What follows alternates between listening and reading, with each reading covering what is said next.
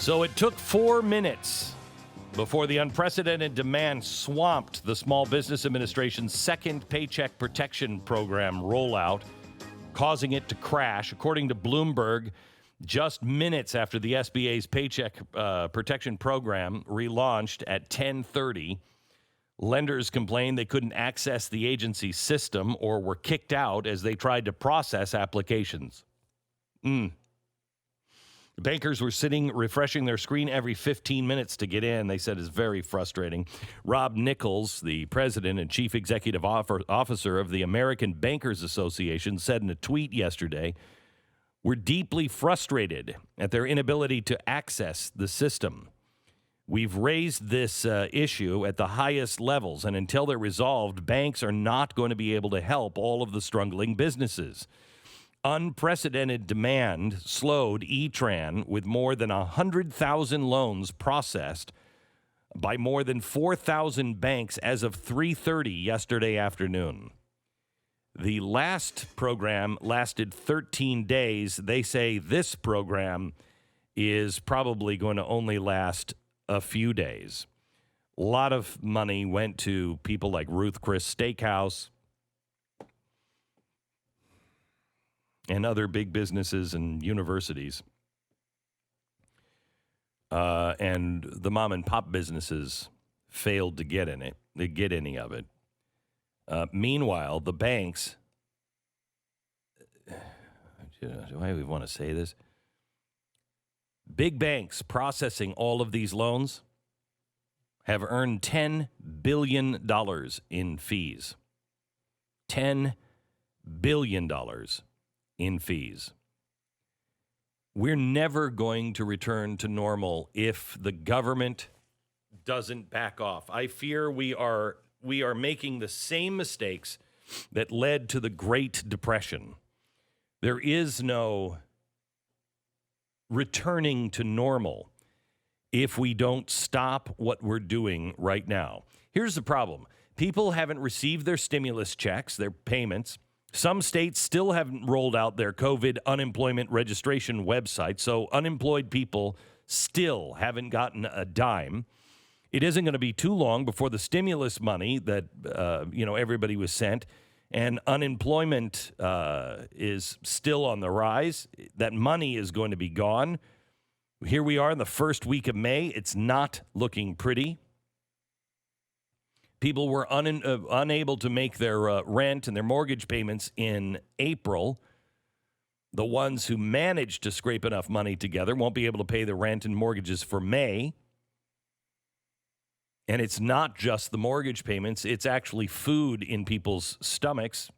That is, the food banks have come under unprecedented use.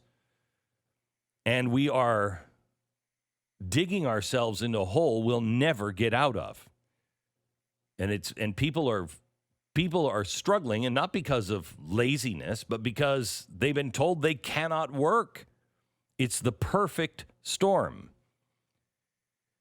And if President Trump doesn't find a way to connect with those people and help those people at the bottom of the ladder, there is civil unrest. There are crime waves coming our way. At the same time, he's got to convince those people who have gotten these checks and this unemployment to go back to work. I mean, why would you go back to getting minimum wage when with unemployment and an extra $600 a week, you're getting close to $3,000 a month? So you could be making more money than you've ever made, and you're not working. Well, businesses can't open without the low-wage earners.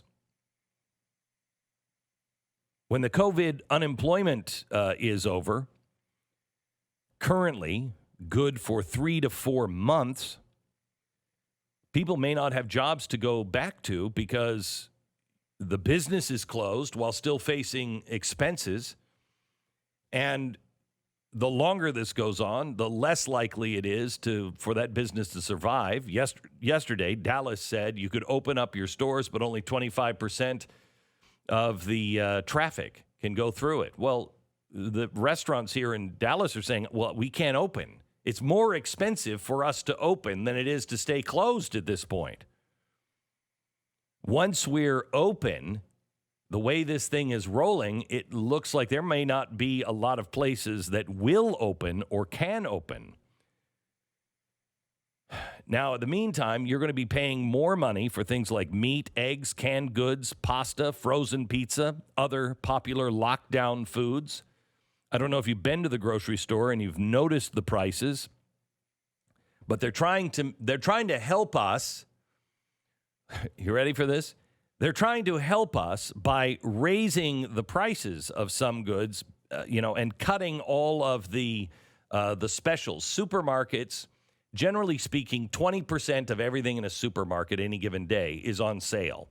Those sales are kind of going away because they want to stop people from hoarding things.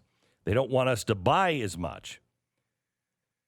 The average discount is 23%. So without any of those discounts, if your store is getting rid of those discounts, you're going to be paying at least 5% more.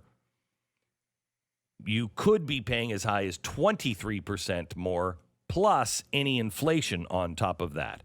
If you look at the prices, the commonly purchased items have increased by 25% since before this thing started. Shortages are now starting to appear. Shortages in the stores are struggling, spreading the inventory out, filling in the gaps. I've never seen this in my life. Households are now using 40% more toilet paper than before. Well, we finally figured out why. Because we're all going to the bathroom at our home. Of course we're using more toilet paper. We're only using our home, not the store, not our place of business. And that's a problem because we can't make the toilet paper. We're making industrial toilet paper. And until we can start selling the industrial toilet paper in the supermarkets, we're going to have a problem with toilet paper.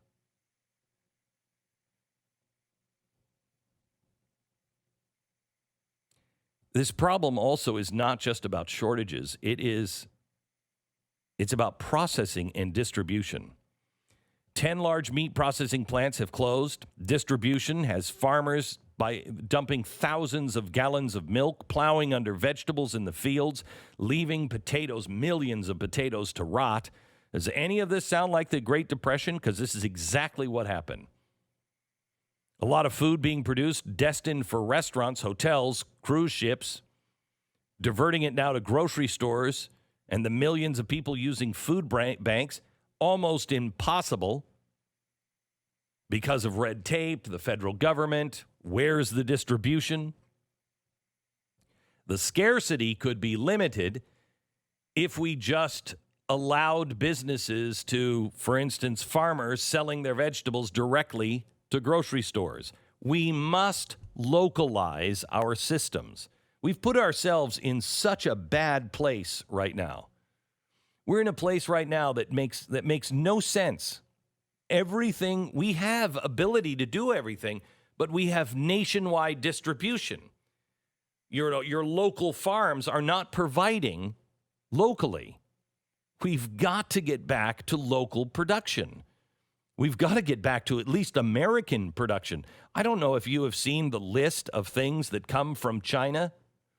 Tires retreading products, all rubber products, including but not limited to stoppers, caps, lids, hoses, belts, tubes, pipes, antifreeze, de-icing fluids, iron and iron alloys and steel products, aluminum and alloys, nuclear reactors and parts, central heating units and parts, furnace burners, all parts, furnace ovens, water heaters, turbines, hydraulic engines, pneumatic engines, turbo engines, pumps of all kinds, machinery for food production, commercial and home use, paper making and bookmaking, anything printed, cartons, boxes, containers, mailing, shipping, textile machines, metalworks, cast iron parts, chainsaws and parts, cash registers. I mean, it goes on and on and on.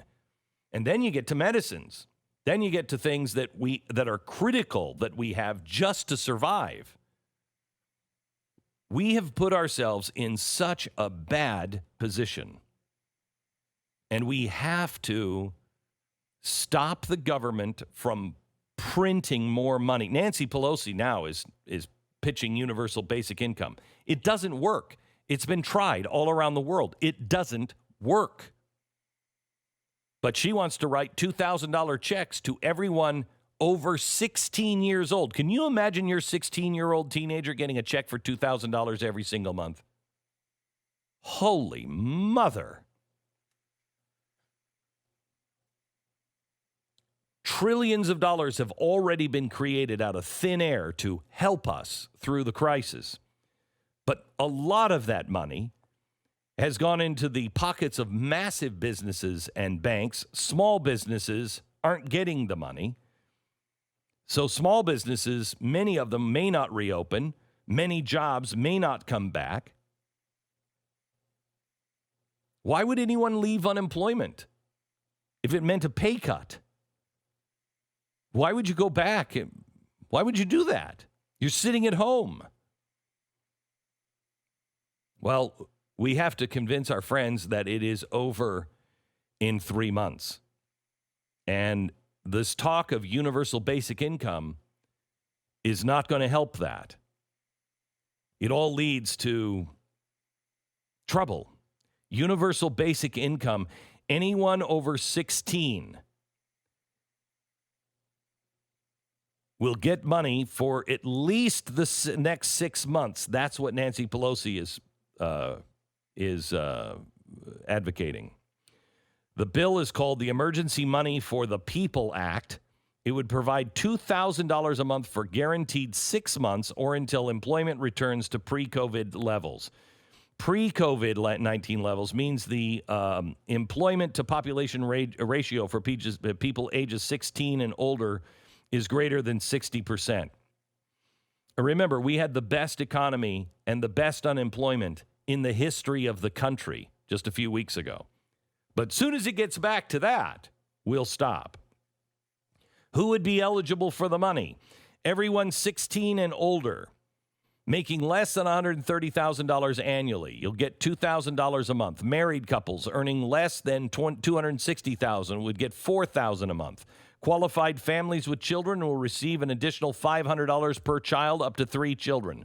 So a family of 4 with 2 children earning an income up to $260 a year will get $5,000 a month. Single filing tax filer would get $2,000 a month. If you're unemployed, you're eligible for the money as well. College students eligible for the money. Anybody with disabilities eligible for the money. What's the downside? Do you realize if our kids at 16 are getting $2,000 a month, do you realize how much college will go up? I mean, you have to look at history. If you look at history, once the federal government began guaranteeing the loans, that's when college became unattainable for most people.